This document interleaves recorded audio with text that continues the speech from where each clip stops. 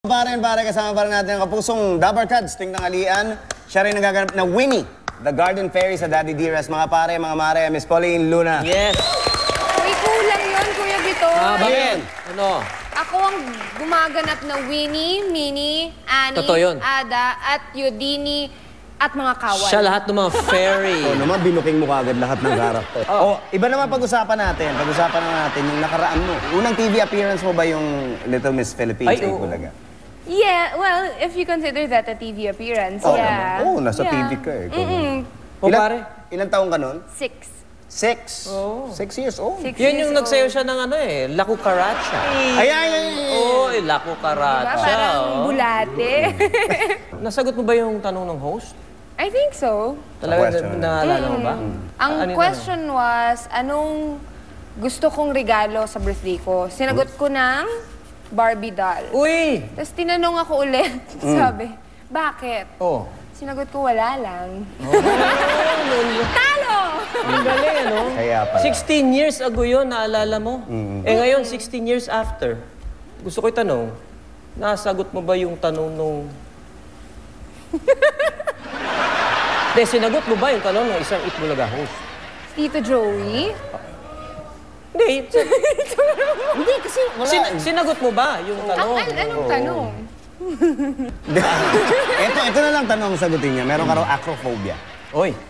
Yes. Yung fear of heights. Yes. Oo. Every time na wala akong option not to do it, Okay. gusto ko yun. Mataas Gusto ko na yung... height. You gusto face ko your yung- fears. Gusto ko yung wala akong choice but to do it. Gusto ko So yun. nagagawa mo. Para magawa ko siya. Yan bang fear of heights mo, yan ba yung dahilan kung bakit na-link sa'yo sina Dennis Trillo, Mark Heras, Marvin Agustin at Kimpi De Leon? Hindi ko alam. Hindi, alam mo kung bakit ko Bakit? naitanong? Bakit? Kasi parang hindi nagkakala yung mga heights nila. Ayun, pala yun. Mga DMG.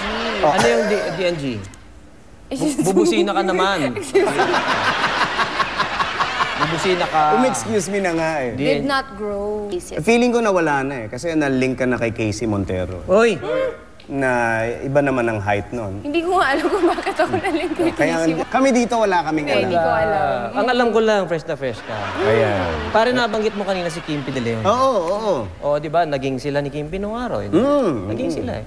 So, nung mga panahon na yon, ano ang tawag mo kay Mr. Joy De Leon? Ano Tito tawag? Joey pa rin. Akala ko pare. Wala. Ay, hindi, Dabarkads kayo, di ba? Dabarkads kayo. Oo, syempre, nire-respeto ko si Tito Joey. Yeah, Tito Joey. Oo nga. Si Vic Caridad, kilala mo? Ano nyo yun? Yan. Utility nila.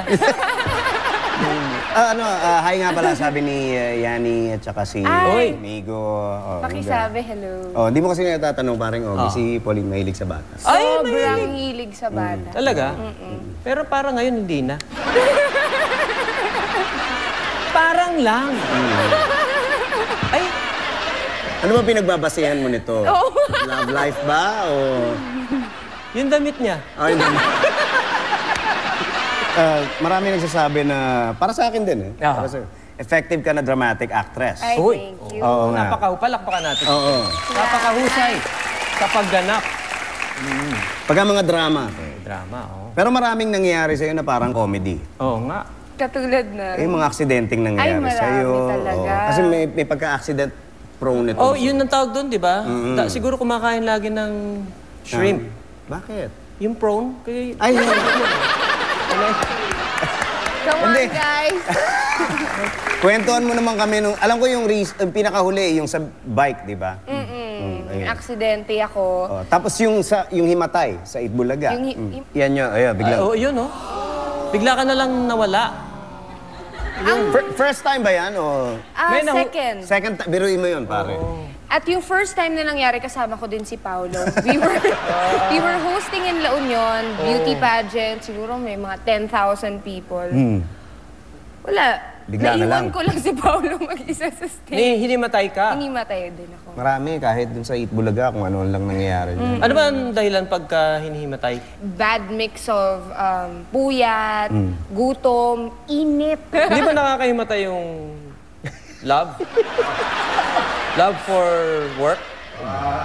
Hinimatay ka na ba, kuya? Well, ako. Sobrang puyat. Pare! Pare. Sorry. Grabe, So dami yun nga, trabaho. yung mga nangyayari kay Pauline, parang mga slapstick, parang comedy. So saan ka mas komportable? Sa drama ba o sa comedy? Siguro mas komportable ako sa comedy. Though talaga? ako, naniniwala talaga ako na mas mahirap magpatawa kaysa magpaiyak. Sa mga actors, saan ka mas komportable? Sa dramatic actor, sa mga comedian? Sa mga comedian.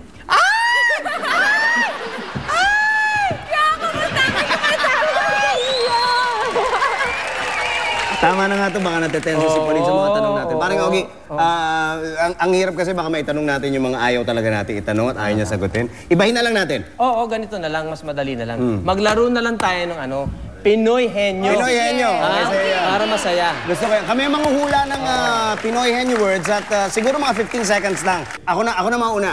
Okay. Okay, Pauline, ready ka na? Game. Okay, timer please. Bagay. Hindi. Lugar. Hindi. Hayop. Hindi. Tao. Oo. Hindi hayop. Pero hayop sa sex appeal. Ay, sayang. Time's up! Naku, hindi ko nahulaan. Parang Ogie. Hindi mo nahulaan? Hindi. Oh, ikaw naman. Ano ka ba? Oo nga, Galing-galing mo sa larong yan eh. Ang hirap eh. Hindi ko Bira, ako naman. Ikaw naman. Go! Tao? Oo. Babae? Hindi. Magandang lalaki? Oo. Nakaka-inlove ba? Nakaka-inlove? Oo. Yes! Love mo? Ay, naku! Time's up na naman. Ayo, last word. Okay, ready and go! Tao? Hindi bagay? Hindi. Bagay kayo? Pwede. Pwede. Kayo na ba talaga? Ay, naku, sayang!